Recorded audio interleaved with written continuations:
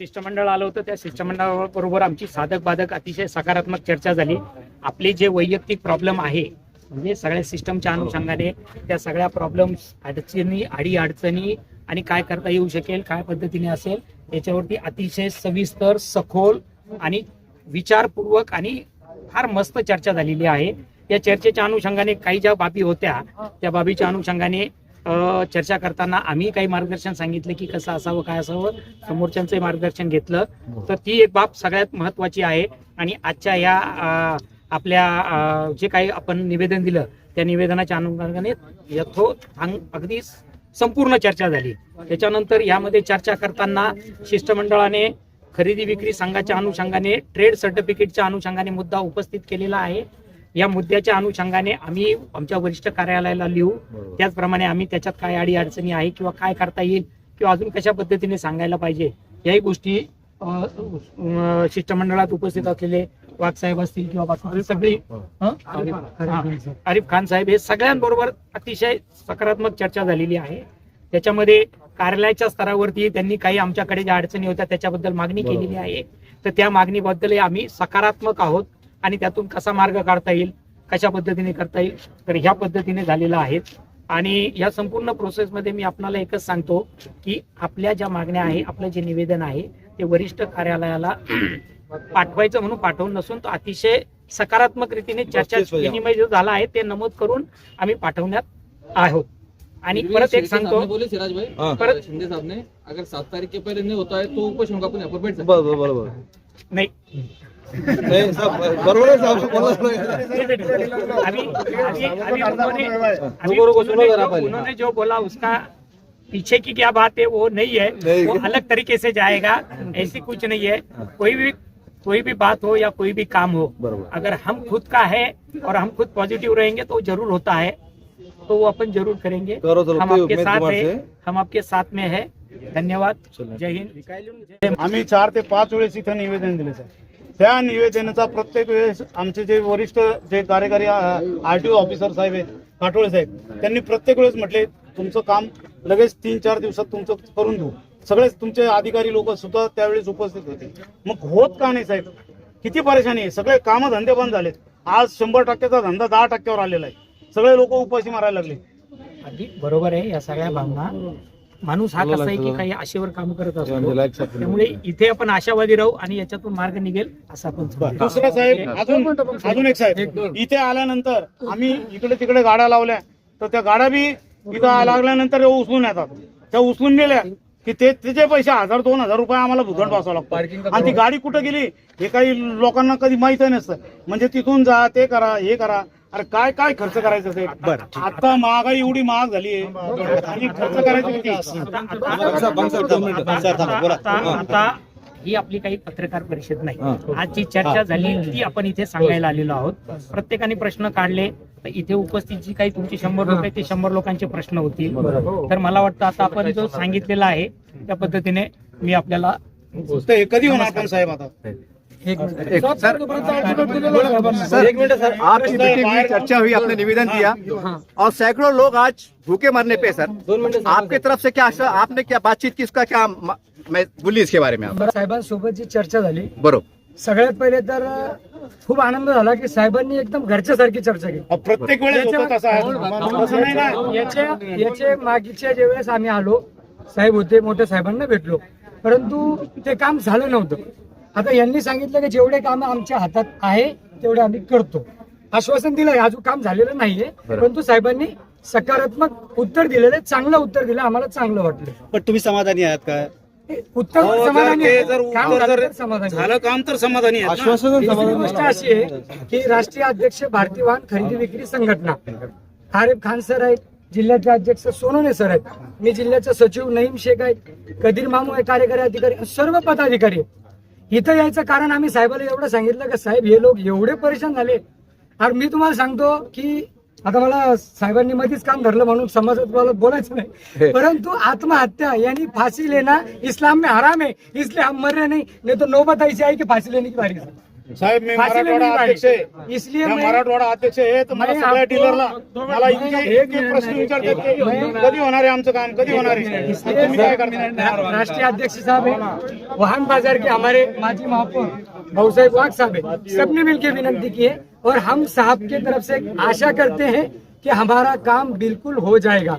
लेकिन अगर नहीं हुआ तो हम साहब के सामने ये कहते हैं कि अभी जो ये लोग आए हैं ये हमारे सिर्फ 20% लोग हैं, अभी 80% लोग बाहर हैं। हम आपको मतलब आप हमसे बड़े अधिकारी के सामने हम ऐसी बात नहीं कर सकते, लेकिन अगर हमारा दुख नहीं माना गया, हमारा काम नहीं हुआ तो ये 100% लोग आएंगे तो आपका काम होना शायद मुश्किल हो जाएगा अंदर। अभी तो मुश्किल हो सर, गया, हम आपको कुछ नहीं इसके बोलते, लिए हम बोल रहे हम हैं आपको थोड़ा सा आप धमकी जल्दी बिमकी नहीं दे रहे, हम आपसे आपको विनंती विनती करते कर हैं, रहे हैं। हमारा काम जल्दी की भैया हमारे को आज तुम्ही साहेबांसोबत निवेदन दिलेलं आहे. साहेबांनी तुम्हाला काय आश्वासित केलं? साहेबांनी आपल्याला खूप चांगला प्रतिसाद दिलेला आहे आणि त्यांनी सांगितलं चर्चेतून मार्ग निघेल.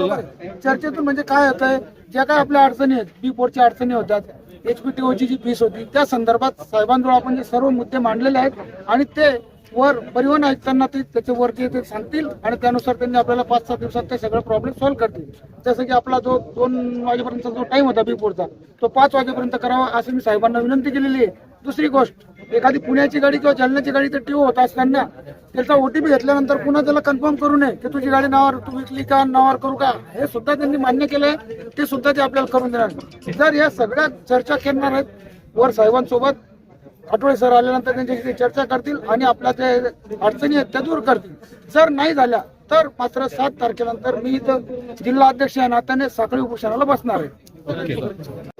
आज यहाँ पर आरटीओ कार्यालय में भारतीय वाहन खरीदी बिक्री संगठना हमारी तरफ से एक आंदोलन और मोर्चा पुकारा गया था। इस मोर्चे के अंदर हमारे भाई सैयद लईकुद्दीन साहब, राष्ट्रवादी के जिला कार्याध्यक्ष अल्पसंख्यक के, राष्ट्रवादी की तरफ से हमें जो पाठिंबा मिला था उसलिए ये हमारे साथ आए। हम तहे दिल से इनका शुक्रिया करें। सर आप क्या कहेंगे आज? आज ये कहना चाहेंगे कि जो भारतीय वाहन खरीदी बिक्री संगठना है और संगठना के जितने भी जो है तो खरीदी बिक्री व्यापार करने वाले लोग हैं, ये जो है तो बहुत ही परेशान है। इनकी गाड़ियाँ 1-1, 2-2 महीने जो है तो ट्रांसफर होने के बावजूद इनको मिल रही नहीं। HP जो है वो मूल मालक के पास चल जा रही। क्यों जा रही? कि वो अक्सर करके फाइनेंस वगैरह ये क्लियर करते हैं और यहाँ के नियम की वजह से वो गाड़ी मूल मालक के पास जा रही है और मूल मालक OTP वगैरह एक बार देता, दूसरी तीसरी बार नहीं देता। तो ये हो रहा क्या, वो उसकी नीयत भी खराब हो जा रही। अब बोला तुमको क्या करने का कर लो। बाद लोग फोन स्विच ऑफ कर दे रहे, नंबर चेंज कर दे रहे, इसके लिए तकलीफ ज्यादा हो रही। वो गाड़ियां नाम पे नहीं हो रही। HP और जो है तो तुम्हारा एक TO ये साथ में होना चाहिए, ऐसी प्रमुखता से इसकी डिमांड है। और दूसरी डिमांड संगठन की लीगल ये है कि इसके अंदर जो है जो नाम के अंदर आधार के अंदर करेक्शन आ रहा है, इसकी वजह से पावती नहीं बढ़ रही है। वो आधार नाम करेक्शन के वजह से नंबर तो सेम है, सिर्फ नाम का है। AD आ गया, अब्दुल आ गया, तो उसकी वजह से जो है तो रोका जा रहा है। इसकी बहुत बड़ी जो है तो दिक्कत संगठन के तमाम जो है तो डीलरों को हो रही है। इसकी वजह से इनका व्यापार डूब रहा है और जो नीचे के काम करने वाले बेचारे वेंडर है जो यहाँ पर एजेंट बोल के काम करते हैं, उनके ऊपर भी भूखमरी की जो है तो ये महीने 2-2 महीने नाम पे नहीं गाड़ी हो रही है। उनका भी जो है तो रोजी रोटी का मसला है। एक तरफ ये है कि शासन जो है तो करोड़ों रुपए की जमीनों की जो है तो मरे लोगों के नाम की रजिस्ट्री हो जा रही है, उसके नाम का आधार बन जा रहा, उसके नाम का दूसरे डुप्लीकेट डॉक्यूमेंट बन जा रहे। अभी हाल ही में परसों आपने देखा होगा औरंगाबाद का संभाजीनगर का किस्सा है कि कोमा में पेशेंट पड़ा था, उसके नाम की जो है तो फर्जी डॉक्यूमेंट तैयार करके उसकी रजिस्ट्री होगी, परसों दिन FIR दाखिल हुआ। जो करोड़ों रुपए की जमीनों के व्यवहार है उसके बारे में ये हो रहा है। और यहाँ पर जो है तो 50,000 लाख रुपए की जो है तो गाड़ी है, उसके वास्ते आप इतने कड़क निर्बंध लागू करते हैं जैसे कि जो है तो ये बहुत बड़ा देश अपने नाम पे कर रहे हैं। तो ये सरासर जुल्म है, अन्याय है। इस अन्याय के खिलाफ राष्ट्रवादी कांग्रेस पार्टी शरद चंद्र पवार पूरी ताकत के साथ इस संगठन के साथ खड़ी है। अभी पूरी जो डिमांड मांगी है हमने वो अगर पूरी नहीं होती है तो यहाँ पर औरंगाबाद संभाजीनगर में भी जो है तो चक्का जाम आंदोलन होगा। और यहाँ पर सरकार की आंख नहीं खुली है तो सीधा हम जो है तो मुंबई कूच करेंगे और मुंबई के अंदर सड़कें जाम करेंगे। सर आपसे एक ही सवाल है, कितने लोग हैं इससे जुड़े हुए कारोबार से कि जिन पे भूखे मरने की नौबत है? ऐसे कितने लोग हैं, संख्या कितनी है जिले में या शहर में? शहर में अभी कम से कम शहर में आप देखेंगे तो 800 से 1000 लोग हैं शहर में। अच्छा। और पूरे अतराफ के मिलाकर आप देखेंगे तो 4,500 के आसपास लोग परिवार है, प्रभावित हो रहे। हाँ व्यापारी है, एजेंट है, अच्छा। इससे ताल्लुक रखने वाले। अच्छा। और पूरे देश में 8 लाख लोग हैं अच्छा। जिनके पास लाइसेंस है खरीदी बिक्री, इतने ये लोग हैं। और अब ये जो तकलीफें हो रही है ना, सबको तकलीफ है, इसलिए ये लोग आज अगर ये अपनी दुकानों पे बैठते, एक गाड़ी भी बेचते तो 2-2, 5-5 हजार कमा सकते थे। इतनी परेशानी के बावजूद भी अपना नुकसान करके यहाँ आए, कहीं ना कहीं ये बहुत ज्यादा परेशान है। इसलिए हमारी सरकार से मांगे कि हमारा काम होना चाहिए। अगर आखिरी सवाल है, अगर आपका काम नहीं होता है, खाली आश्वासन होता है, अगला कदम आपका क्या रहेगा? आश्वासन अगर सिर्फ होता है तो अब अगला कदम जो हमारे जिला अध्यक्ष ने बोले, मैं खुद जिला सचिव हूँ, कि अब हमको उपोषण ही करना पड़ेगा। और अगर उससे भी काम नहीं होगा, सागरी उपोषण से काम नहीं होगा, तो आरटीओ को टाले ठोका आंदोलन करना पड़ेगा, चाहे फिर इसमें कुछ भी होना पड़े। और इस आंदोलन के हिसाब से हमारी जिन लोगों से बात हुई, जिन्होंने बड़े बड़े आंदोलन इस देश में किए हैं, हाल ही में मैं वालूद में आता हूँ, बजाज नगर से हमारे अभिजीत भैया दीप के, जिन्होंने दिल्ली में केंद्रीय मंत्री का राजीनामा लेने का काम किया है, ये निष्ठा के साथ हुआ है, बाबा साहब अम्बेडकर जी के संविधान के साथ हुआ है। इसीलिए हम सब लोग मिलके वही काम करेंगे। और हम उससे पहले ये चाहते हैं कि जो अभी साहब ने हमको जवाब दिया है, हमें ऐसा लगता है कि कुछ ना कुछ सहूलत करेंगे। आपको अगर अभी नहीं, आपको दीपके साहब का समर्थन है क्या इसके अंदर? दीपके साहब के समर्थन की तो अभी बात नहीं हुई। अच्छा। रहते मेरे करीब में ही, तकरीबन मैं एक परसों उनके पास गया था, लेकिन वो यहाँ नहीं होने की वजह से मिले नहीं। शाम में मैं उनसे मिलने वाला।